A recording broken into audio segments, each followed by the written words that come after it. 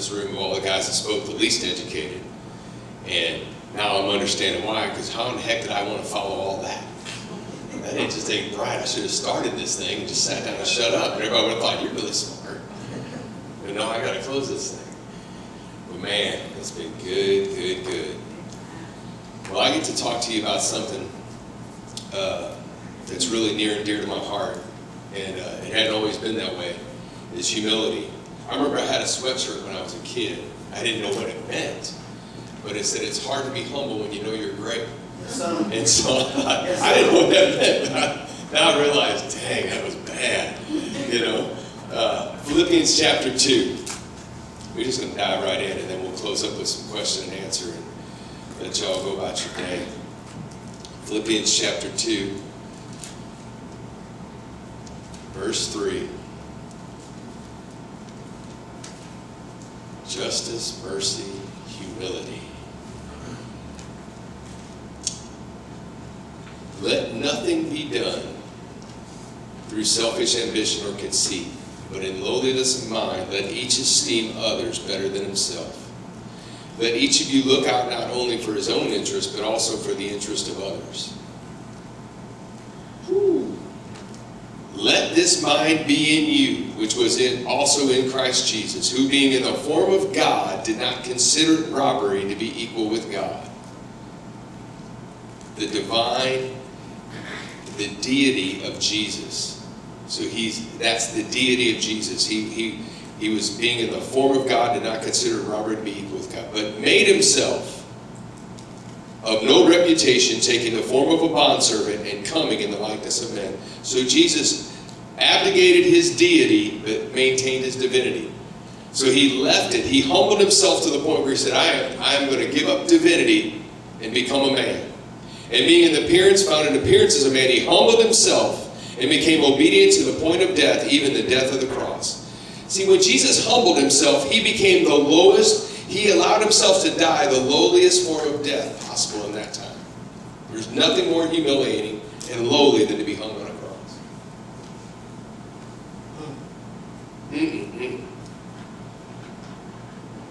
The only way to serve someone else is to be humble.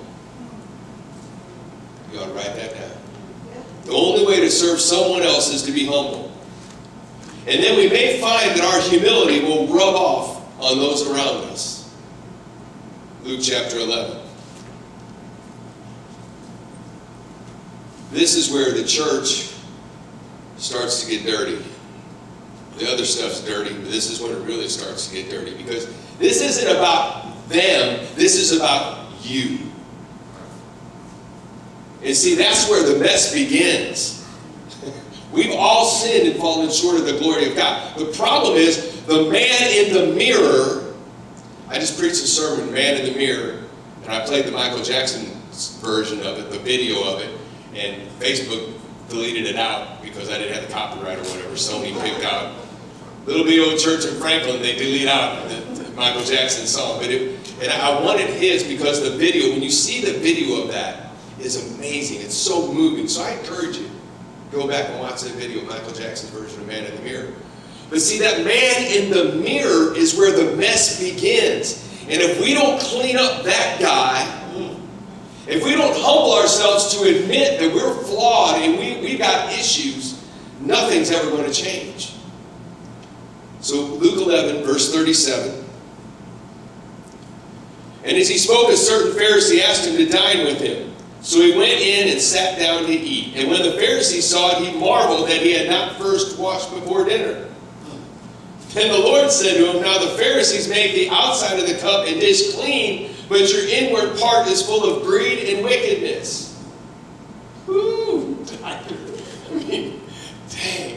People talk about talking smack, man. Jesus could talk smack better than anybody. I mean, just right there in front of him. I mean, seriously. Here's the religious leaders of the day, the who's who. And Jesus tells them, what are you worried about? Oh man, it's the outside. And he said, foolish ones, did not he who made the outside make the inside also, but rather give alms of such things as you have, then indeed all things are clean to you. But woe to you, Pharisees, for you tithe mint and rue and all manner of herbs, and pass by justice and the love of God, those who ought to have done without leaving the others undone. Just a little side note, everybody talks about Jesus don't talk about tithing, but he just mentioned it right there. So for all you say that Jesus don't talk about tithing in the New Testament, open to Luke chapter 11 and understand. He said, don't.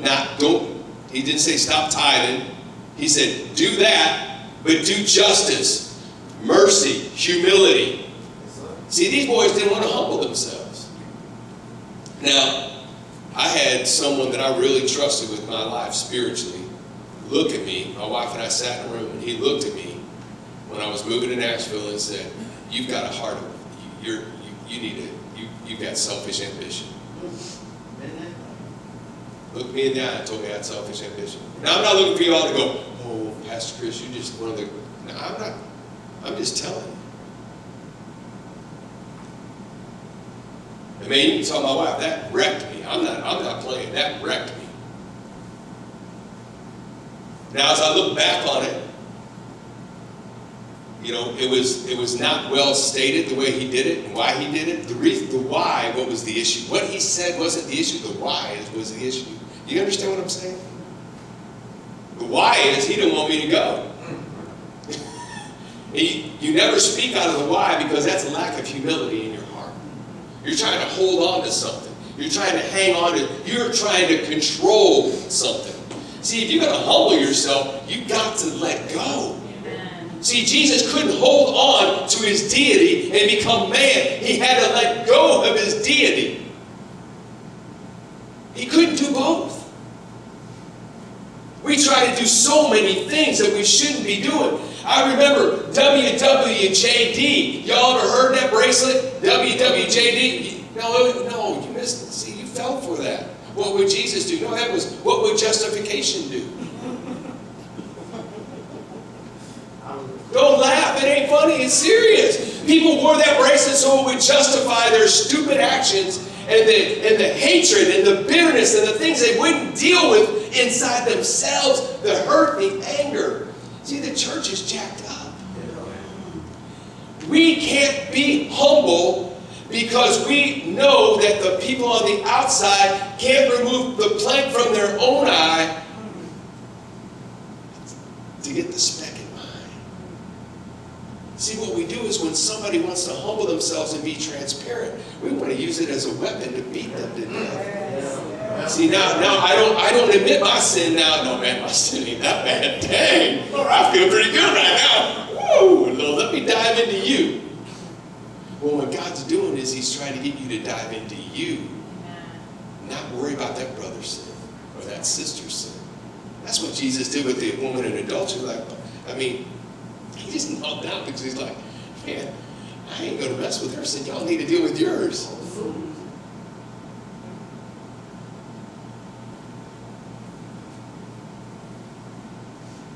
We clean up on the outside. We go to church. As Henry Booker said, you put your go-get-ems on. I used to tell Henry, man, his pants stand up in the corner there, so much starch in him. I don't know how the boy got in him. He better have a lift or something blowing him back into his pants. Put the go-get-ems on. We have bumper stickers to tell you where we go to church. We wear cross necklaces and t-shirts to let everyone know that often our lives are no different than what's going on outside. That's right. Well, let me tell you how to get to Jesus. You know what? Man, by what you're showing me, you ain't got much to tell me. I already know the clubs. I know the good ones. I know the bad ones. I know the good drinks, the bad drinks. Y'all, what y'all got to tell me? That's all I see out of you.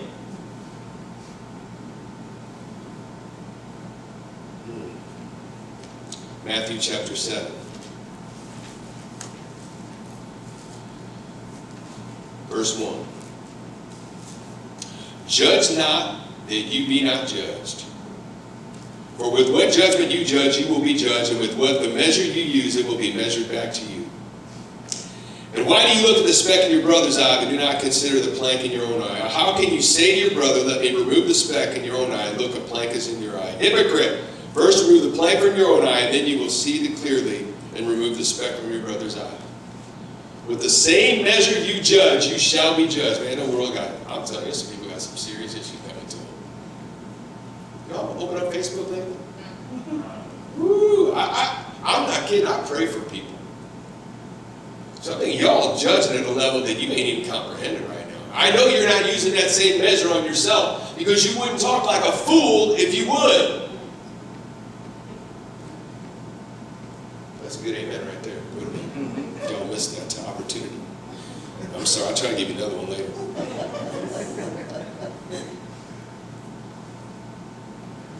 But you think about that. I get so many people. How many times have I had somebody put groceries in somebody's car? Man, they drive a nicer car than I do. I go, so what? So? I said, you want to know what's sad about that story? They're driving that car because that's all their identity is. They think that proves that they've arrived. See, you gotta unclutter your mind. You gotta humble yourself. See, when you start judging people, what you're saying is, I'm above you. I am better than you. So I have the right to dictate judgment upon you. No, you don't. Man, judge yourself. Man, I'm going to tell y'all right now, I'm a hot mess. I don't deserve to probably be in front of y'all. Not probably, I don't deserve to be in front of y'all. I got issues, man. No amen right now. That is not the end. Thought Elaine was going to get run the room in a minute. Sarah, man, she was actually holding her back. Thank God she's fixing to do a lap. It's like, dang, that ain't good, is it? I mean, you know what? It's just Luke 14. Let's keep talking some Bible. Jesus talked a lot about this. Verse 11. Whoever exalts himself will be humbled, put down, and he who humbles himself will be exalted. Then he also said to him who invited him, when you give a dinner or a supper, do not ask your friends, your brothers, your relatives, nor rich neighbors, lest they also invite you back and you be repaid. But when you give a feast, invite the poor, the maimed, the lame, the blind, and you will be blessed because they cannot repay you, for you shall be repaid at the resurrection of the just. We're always looking for that instant fix. Well, how am I going to get something now? How do I get it now? Well, man, I got to feel good now. Man, don't worry about feeling good now. Worry about the kingdom. This isn't a feel-good thing. This is a get-to thing. And see, when you humble yourself, the inward-focused attitude is that great FM station, WWIFM. What's in it for me? You don't need that FM station. What's in it for me? See, that's the problem with a lot of what our good works look like to us and what the Pharisees' good works look like to them was, how does this benefit me? Not worrying about how it's going to benefit someone else. You know, people tell me, man, well, they just need to pull themselves up by their bootstraps. You know what I tell them? I said, then buy them a pair of boots. How do you all expect somebody to pull themselves up by their bootstraps when they don't own boots? It's crazy, man. It's crazy. But once again, that's that Pharisaical, judgmental attitude that does not take the time to look at your own self and get the plank out of your eye. This inward focused thing, the inward focused attitude affects our service. Yeah.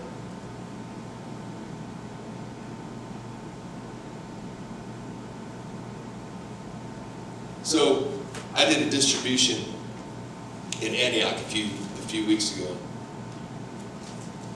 for a plant from a really big church here in town. Now, I do a distribution in Franklin. I get 100 folks that show up if I sneeze. I mean, they just show up to volunteer. I go to Antioch, I had 30 volunteers. Man, that's 20 minutes outside Franklin. And you know, that's some rough parts of Antioch. Which part are you going to take me to? Seriously? Seriously? Man, that's sad, isn't it? You say, well, what's that got to do with humility? Everything. Because it's what's in it for me. It's not comfortable. It's not my world. It's not where I live. It's not where I'm at. Man, this isn't about comfort. You know, I tell people all the time, I've been saying this at church. It's probably why I can't grow a big church.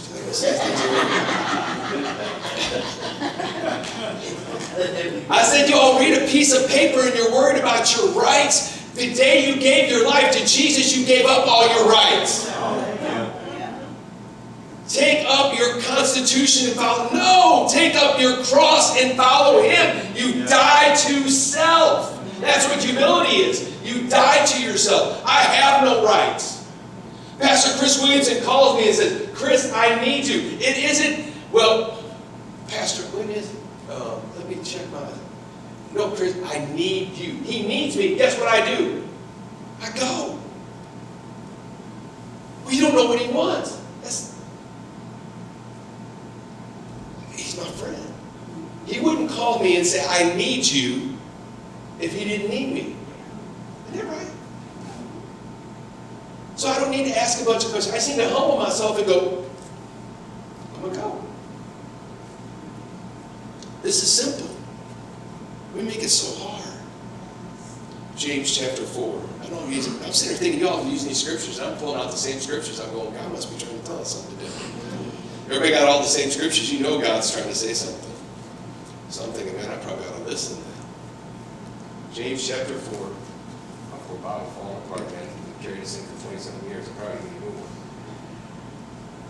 James 4, verse 11. I'm sorry, James 4, verse 6.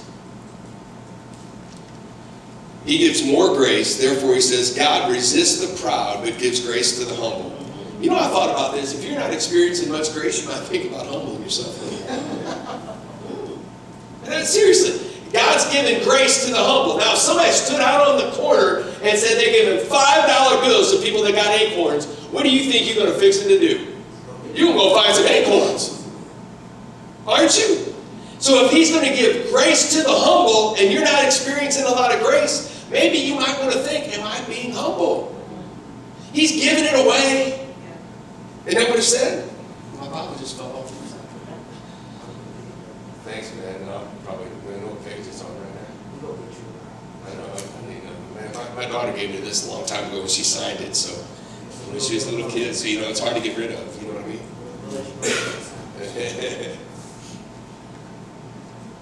Resist the proud, but gives grace to the humble.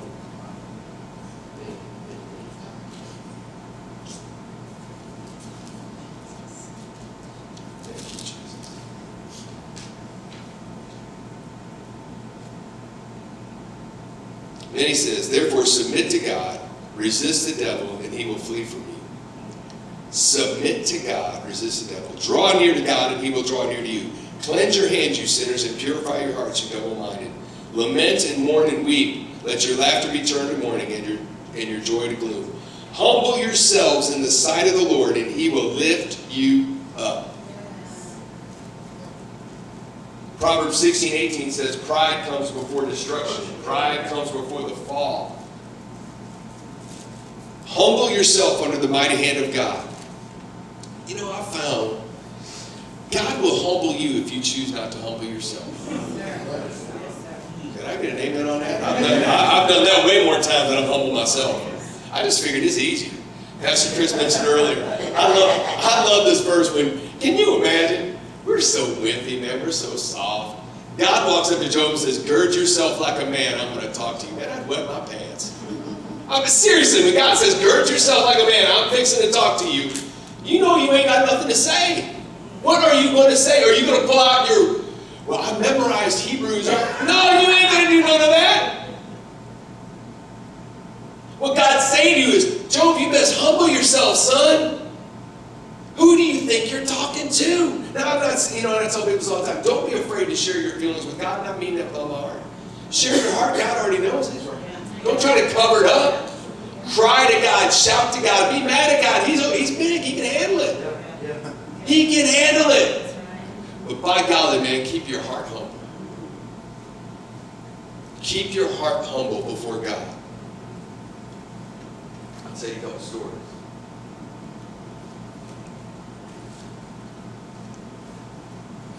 So I was church in St. Louis, and I was basically serving as a youth pastor. So this guy walks up to me, a good friend of mine, and he said, hey, I've really been praying, and we need ushers, and I think you'd make a good usher. And I thought, fool, you must be out of your living freaking mind. I'm a youth pastor. Youth pastor's an usher? Wait a minute, an usher? This will make you think, see how I really am. I went home and told my wife, I said, Dad, this boy wants me to be an usher. I'm a youth pastor. I ain't gonna be no usher. And God showed up. Chris, you and I fixed to have a conversation. I thought, man, that usher started to look pretty good right now, man. Whoa! I think usher looking really good right now. Well, you know what happened? I became an usher. But you know what God showed me by being an usher? I got to talk to everybody in that church. He said, son, you want to be a pastor? You want to know who talks to everybody in the church? An usher. So it happens that so we're having a guest speaker come in, and this dude calls me, and he said, hey man, I've been thinking about you, and we need somebody to shadow this preacher tonight, and he said, I thought that should be you. And I'm sitting there thinking, I just thought for a minute, and when he asked me to do it, I said, there's no way I want to be an usher. And now Lester Summerall's coming to my church. I don't know if y'all heard of Lester Summerall, but he was the first one to break the bamboo curtain at a radio broadcast in China. Lester, the old man, his wife had just died. He's 80-something years old.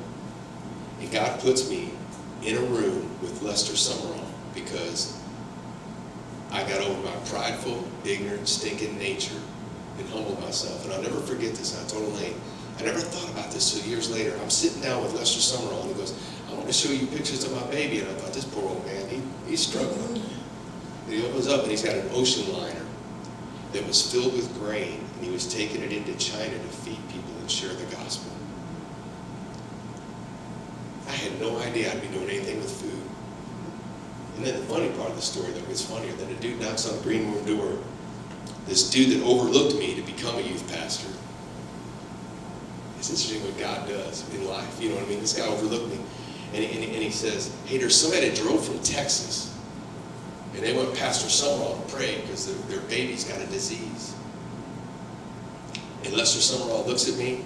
He said, son, put your hands out. Lester Summerall lays his hands on me. And he said, now you go pray for that baby. And I thought, this poor couple drove from Texas. They're looking for Lester Summerall and Chris Whitney going to walk out. I said, David, it's going to be hard to start off right in the back. Can you imagine? I'll go to them and say, yeah, I'm Chris Whitney. They're like, well, who the heck are you? Did you shine the brother's shoes, or what did you do, man? It's me. And I said, Lester Summerall, I said, Reverend Summerall just prayed for me, asked me to pray for you, and I prayed for their baby. But see, that moment of pride in my life could have been a moment where I missed out on an opportunity to meet a man of God that's made a tremendous impact in the world and still makes an impact in this world because of my pride and my arrogance. Another one was my wife. So my wife was born in Vicksburg, Mississippi. Grew up in Greenville, Mississippi, on the Mississippi River in the Delta. Now, y'all think Tennessee is south. Well, Mississippi, y'all northerners. Mississippi is south. I mean, when I went for the first time, I thought, where is my passport? Because I sure the heck don't know where I'm at right now. I mean, they said stuff that, whew, man, I'm like, boy, you said that where I live, we'd be fighting, man. I'm going to be all over.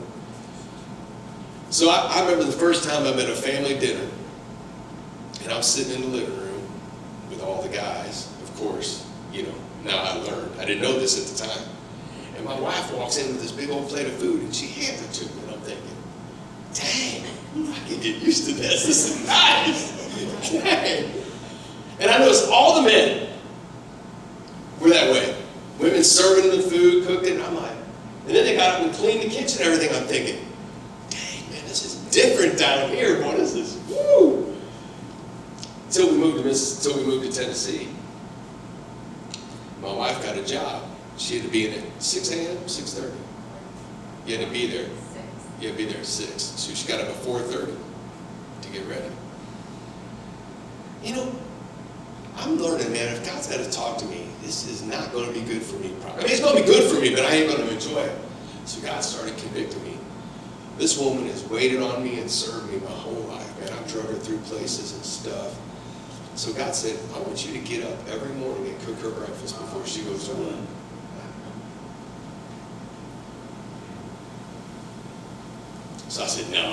I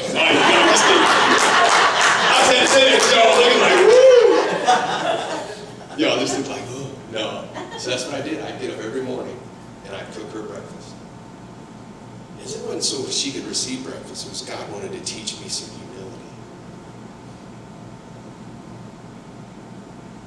Submitting, when we read the Ephesians 5 on the wedding, we read the wedding verse. We never go up to verse 19. Submitting to one another. I always now start when I do a wedding with that. And just another sidebar, because women always say, well, man, I ain't submit to my husband. I say, you know what? I trade with you any stinking day of the week because I'm called to die for you and you just called to submit. So you die, I'll submit, we'll both be good. It'll be all good for me right there. But submitting to one another in the fear of the Lord. Humility is about submission. And when Pastor Walker, he said, we live in such a bizarre society where people don't want to submit to authority. They don't want to do anything because they don't want to humble themselves under the mighty hand of God. Why do you think God said, I don't want any other gods before me? Because he wanted you to submit and humble yourself to him and him alone.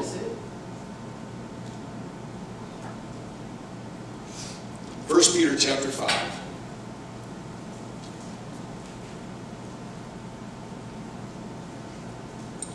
1 Peter chapter 5.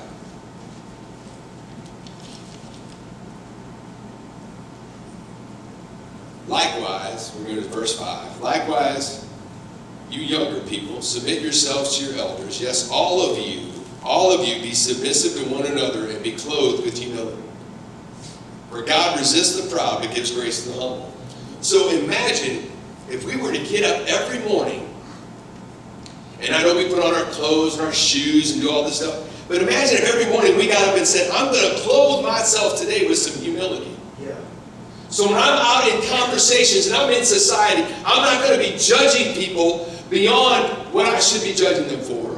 And I'm going to humble myself that I may learn something from somebody today that I might not even expect to learn something from. Somebody that I think's lower than me or lesser than me, I can learn something from if I just humble my stinking attitude. And realize I'm not all that in a bag of chips. I don't have it all figured out. I'm not the end-all be-all. Then he says, therefore humble yourselves under the mighty hand of God, that he may exalt you in due time, casting all your cares upon him, because he cares for you. I love, people always say, oh, I'm just casting all my cares upon the Lord for you. I said, no! Humble yourselves under the mighty hand of God. Therefore, that's not its own sentence. You're skipping the half of the sentence that matters. Casting all your cares upon the Lord can't happen if you are not humble. And he says to humble yourselves. Don't wait for God to humble you. Learn to humble yourself. Yeah. You need to go home and look in a mirror and say, God, I need some humbleness. Without humility, our judgment always grows bigger than our mercy.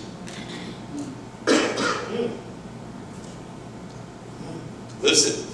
Without humility, our judgment always grows bigger than our mercy.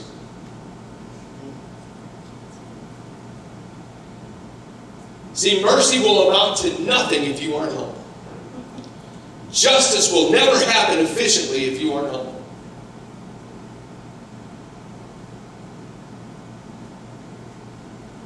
So there's a time in our marriage, in our lives, when we were pregnant with Sarah with spina bifida, we lost everything we owned.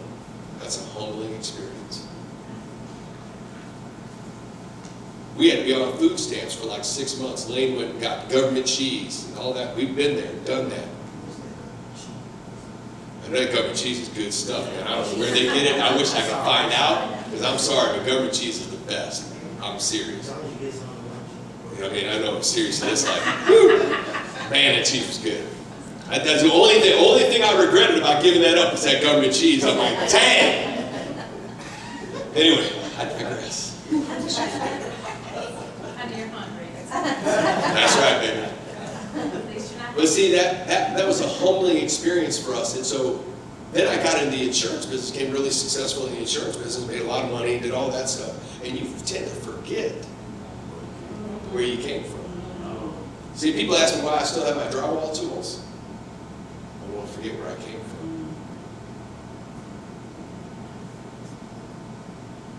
See, but now that I've experienced that, so when I look at someone in a line and I look at them and I tell them this is a season, I can speak from experience, man. It's a season. This isn't forever.